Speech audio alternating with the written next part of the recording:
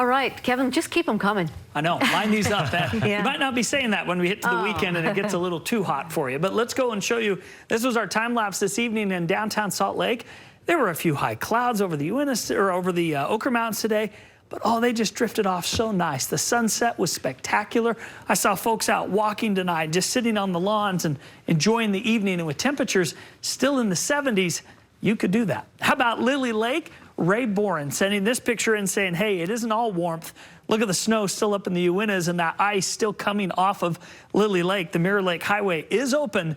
And that's a cold picture, Ray. Thanks for sending it in. Maybe we'll be looking at that for natural air conditioning here in the next couple of days. High temperature, 86 in Salt Lake. Average is 77, so almost 10 above that today. Denver stopped in the 70s. Albuquerque in the 80s with 101 in Phoenix, 90s in Las Vegas, and 80s going from Reno to Boise. Look at Medford today, 91 degrees.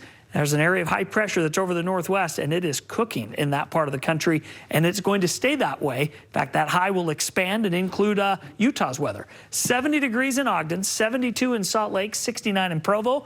Some of the storms we had bubbling up over the Uintas and the Uinta Basin, out over the Utah-Nevada border, well, they've lost the heat of the day. We're losing that energy tonight, but they'll be back tomorrow. Let me show you our satellite and radar.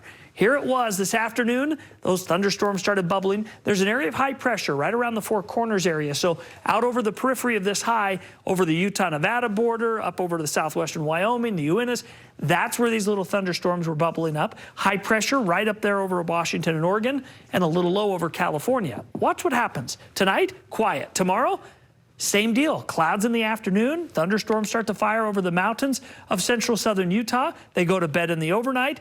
And then during the day on Thursday, they start firing back again. Now, not all of these are going to reach the ground. And a lot of the totals today, a couple of hundreds in the Uintas. We had a trace. In fact, you can see there along our ticker, just a couple spots saw some of that rain. But what happens by Friday, Saturday, that little high nudges east. It dries things out. And the other high to the west takes over. And we see some very hot temperatures taking us through the weekend. So 83 in Nephi tomorrow, 84 in Price.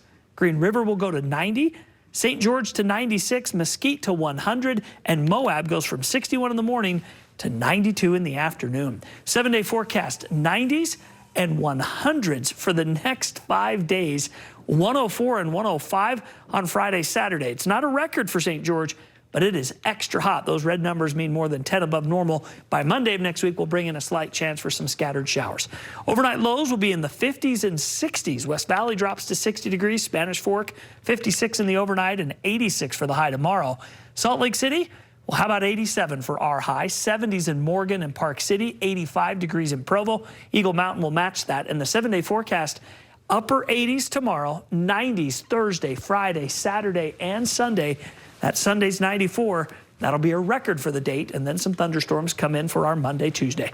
Matt Johnson will be along tomorrow morning. He'll give you the latest on the forecast and talk about the heat, so tune in then. But bottom line, you wanted it hot. You all wanted summer. Yes. We didn't want record hot, but okay. Beggars can't be choosers. We're beggars and choosers. We're both, Kevin. Thanks.